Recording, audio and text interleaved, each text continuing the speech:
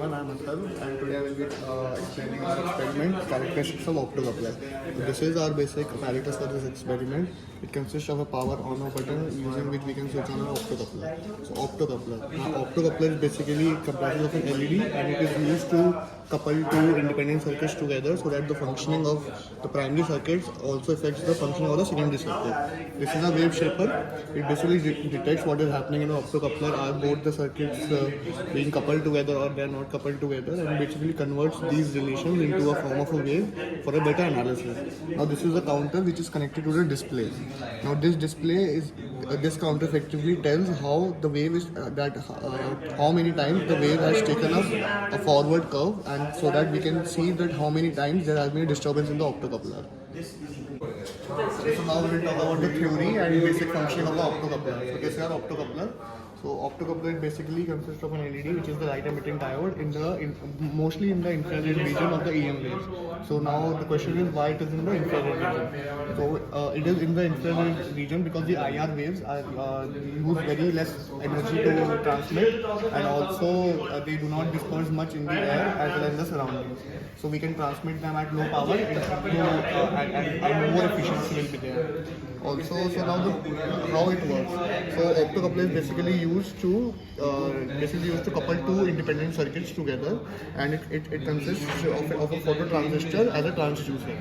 So now as the current passes through the primary circuit which is connected with the LED, it basically produces light in the infrared region which is sensed by the phototransistor as the emitted photons fall on the base emitter junction of the transistor, which is the B junction, and thus the current is produced in a secondary circuit, and which is proportional, or we would say will depend on the number of photons striking in the primary circuit, and hence the current and the environment in the secondary circuit is dependent on the primary circuit, and hence we have basically coupled two circuits together, the primary circuit and the secondary circuit.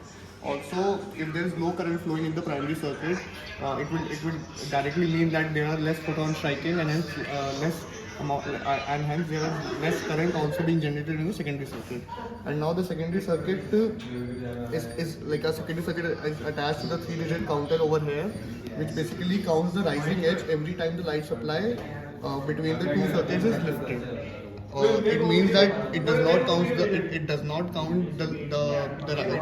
count the lower edge. It counts the rising edge every time there is a rise in the wave, and hence this is the basic function of an optocoupler.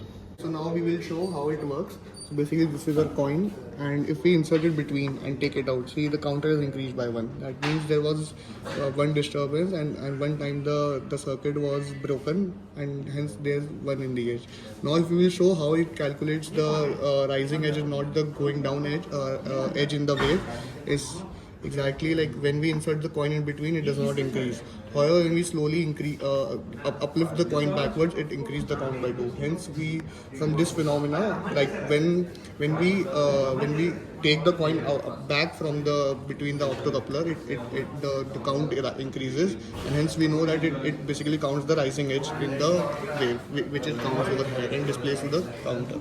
So now we have taken this piece of paper, and we will be repeating the experiment with it same. But however, on putting it between and taking it out, there is no rise in the counter. Now why it has so happened? It is because when we have put the paper in between, the IR waves are still able to pass through the paper. It is because there's some minimal there's a minimum penetrability which it can still penetrate through the paper. But now if we fold the paper and still put it between our optocoupler, now see the count has increased by 1. So we know that it is not able to penetrate through 2 layers of paper, but it can penetrate through a single layer of paper. Like it is increasing by 1. Okay, now the paper is of approximately 60 GSM. So we know that IR is able to pass through 60 GSM paper, but not able to pass through 120 GSM paper. So hence we will not be able to do this experiment with very fine or very minute thickness objects, as the IR will still be able to pass through them, and hence that is the disadvantage of this experiment. So now the basic advantages of this optocoupler is that it is basically very fast. As soon as we take the paper out, it increases the count by 1. There's minimum lag or delay in time. Also, it is a very low cost material, not very much expensive, and it has a really simple and portable apparatus that we can take it anywhere. Okay, so now the basic observation that we infer from this experiment is that as soon as the opaque object is removed from between the optocoupler, we expect the count to be increased. Hence we know that the